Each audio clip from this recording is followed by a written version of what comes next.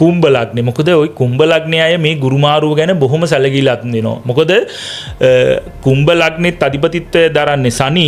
ඒ වගේම කටක රාශිය කියන්නේ කුම්භ ලග්න හිමියන්ට අදාළව ගත්තොත් 6 වැන්න.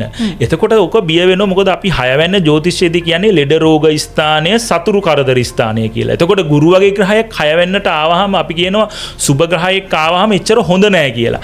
ඔන්න දුලාසි අපි නිවැරදිව තේරුම් ගන්න ඕන දේ තමයි අර මන් නිතර කිව්වා වගේ ලෙඩ රෝග තියෙනවා නම් විශේෂයෙන් ගුරුගෙන් පීඩා දෙන දියවැඩියාව, කොලෙස්ටරෝල්, පපුවේ අමාරු, වකුගඩු අමාරු ආශ්‍රිතව දේවල් තියෙන ඔබ සැලකිලිමත් වෙන්න. මං කිව්වේ නිසි පෝෂණය, නිසි සෞඛ්‍ය ගැන හිතන්න. අනිත් එක ඔබ රාජකාරණි කරනකොට ඔබගේ යුතුයකම් වකින් පැහැර හරින්න එපා.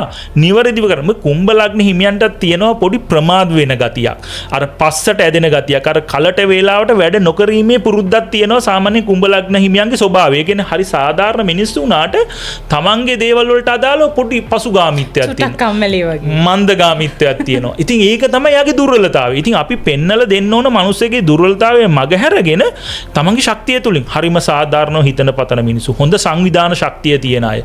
ඉතින් මේ ගුරු කටක රාශිගත වෙනකොට මං කිව්ව එකයි නිසි පෝෂණය ගැන හිතන්න. වෙලාවට කන්න. දැන් සමහර අය ඉන්නෝනේ වැඩ කරනවා වෙලාවට කෑම කන්න. ගෑස්ට්‍රික් තත්ත්වනේ, බඩේ අමාරු තත්ත්ව හැදෙනවා. නිකම්මනේ අපි විසින්මනේ. ඉතින් අපිට කරන්න පුළුවන්. අපි ශරීරයට ඉස්සෙල්ලා ආදරය කරන්න ඕන දුලාසි. එහෙනම් වෙලාවට කෑම බීම ගත යුතුයිනේ. වතුර බීම පානය කර යුතුයි. එතකොට අපේ නිරෝගීතාවය රැක ගන්න පුළුවන්. ඒ වගේම අපි ඒ කායික සැනසීම දෙනකොට අපේ මානසික සැනසීමත් නිතින්ම ඇති වෙනවා. එන්න ඔබගේ හැකියාවන් තුලින් මතුවෙන්න පුළුවන්. ඉතින් විශේෂයෙන්ම ගුරු කටක රාශි ගත වීම ඔබේ 6 වැන්නට පැමිණීමට බිය වෙන්න එපා. මේ දේවල් කල්තිය අඳුරගෙන යහපත් සිතුවිලි අර මං නිතර කිව්වා වගේ පැය 24 නිවැරදිව කාලකලමනාකරණය කරගන්න. හැමදාම අවදිමත් සිතින් ජව සම්පන්න මනසින් වැඩ කරන්න. එතකොට ওই කම්මැලිකම දුරලලා, ප්‍රමාදින ගතිය දුරලලා හොඳ අප්‍රමාදී ගුණයෙන් වැඩ කරෝතින් කුම්භ ලග්න හිමියන්ට විශිෂ්ට ප්‍රතිඵල ගන්න පුළුවන්. ඒක තමයි වැදගත්ම දේ.